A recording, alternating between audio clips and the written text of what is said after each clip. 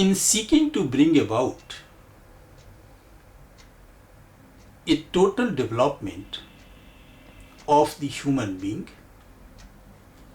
we must take into full consideration the unconscious mind as well as the conscious. Merely to educate the conscious mind without understanding the unconscious brings self-contradiction into human lives, with all its frustrations and miseries. The hidden mind is far more vital than the superficial. Most educators are concerned only with giving information or knowledge to the superficial mind, preparing it to acquire a job and adjust itself to society.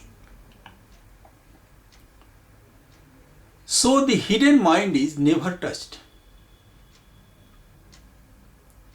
All that so-called education does is to superimpose a layer of knowledge and technique and a certain capacity to adjust to environment.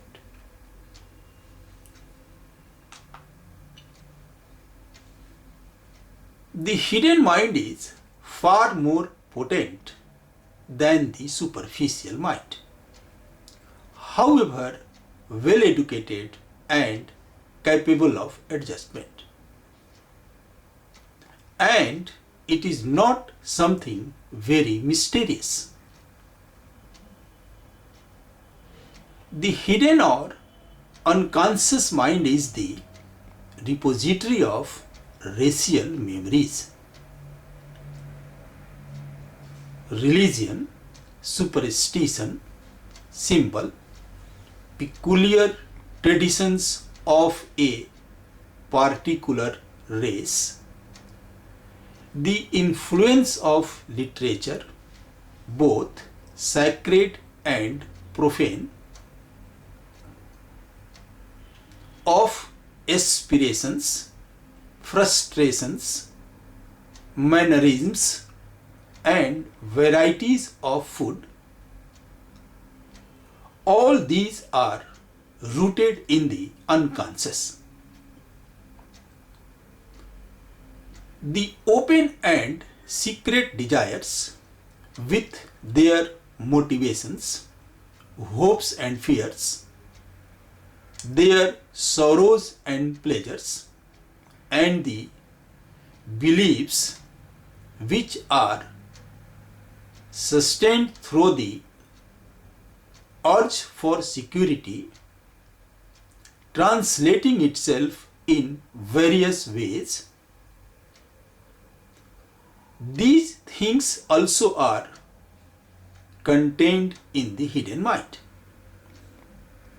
which not only has this extraordinary capacity to hold the residual past, but also the capacity to influence the future.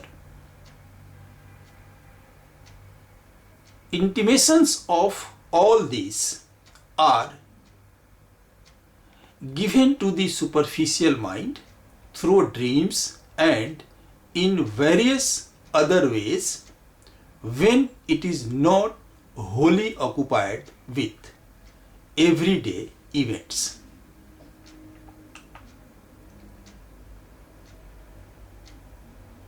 The hidden mind is nothing sacred and nothing to be frightened of, nor does it demand a specialist to expose it to the superficial mind.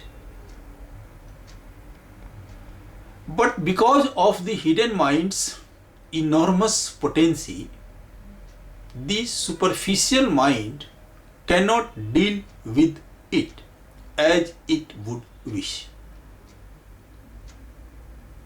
The superficial mind is to a great extent powerless in relation to its own hidden part. However much it may try to dominate, shape, control the hidden, because of its immediate social demands and pursuits, the superficial can only scratch the surface of the hidden. And so there is a cleavage or contradiction between the two. We try to bridge this chasm through discipline, through various practices, sanctions, and so on. But it cannot so be bridged.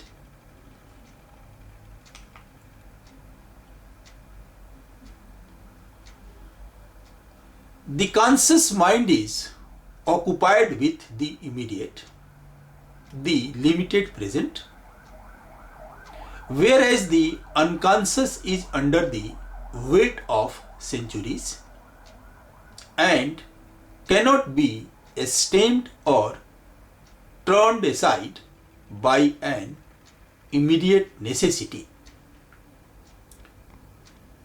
The unconscious has the quality of deep time, and the conscious mind, with its recent culture, cannot deal with it according to its passing urgencies.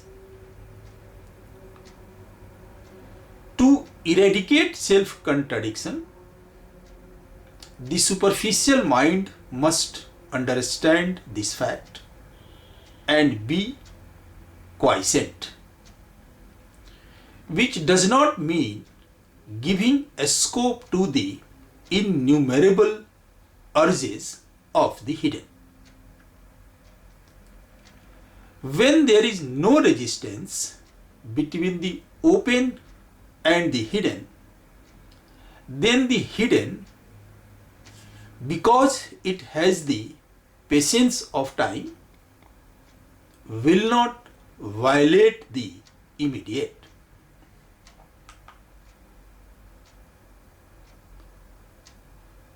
The hidden, unexplored and ununderstood mind, with its superficial part, which has been educated, comes into contact with the challenges and demands of the immediate present.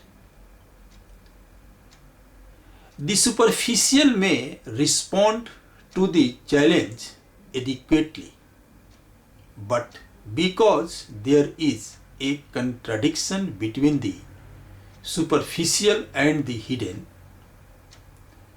any experience of the superficial only increases the conflict between itself and the hidden. This brings about a still further experience, again widening the chasm between the present and the past.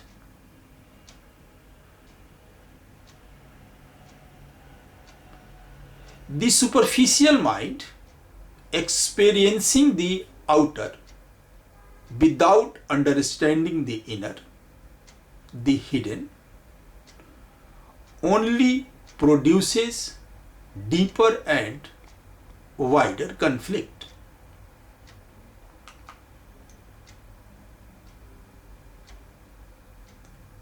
Experience does not liberate or enrich the mind, as we generally think it does. In having experiences, a conditioned mind only strengthens its conditioning and so perpetuates contradiction and misery. Only for the mind that is capable of understanding the total ways of itself can experiencing be a liberating factor.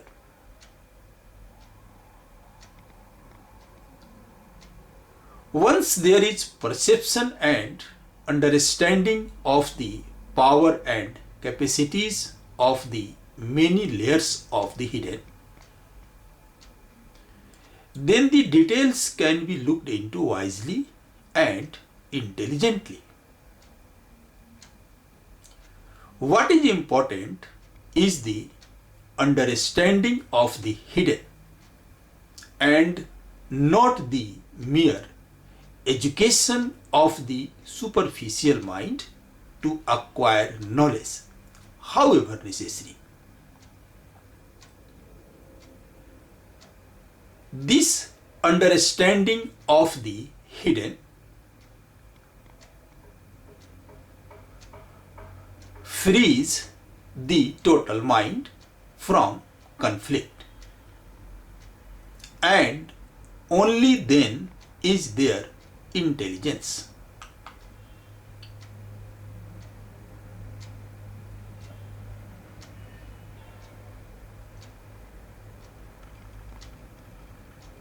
We must awaken the full capacity of the superficial mind that lives in everyday activity and also understands the hidden.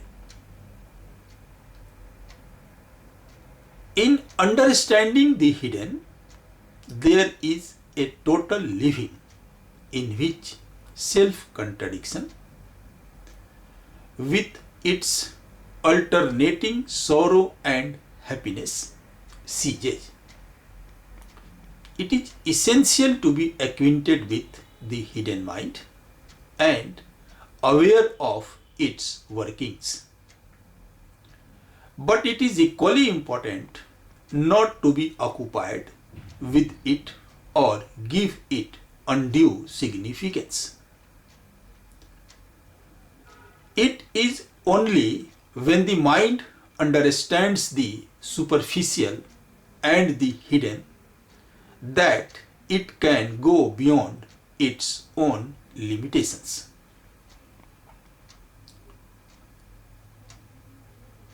This lecture is fourth in the series of lectures on topics which are vital for education and learning. We believe this lecture will stimulate the process of serious thinking in you. Kindly subscribe this channel so that you may get our videos regularly and travel with us on this interesting and never-ending journey.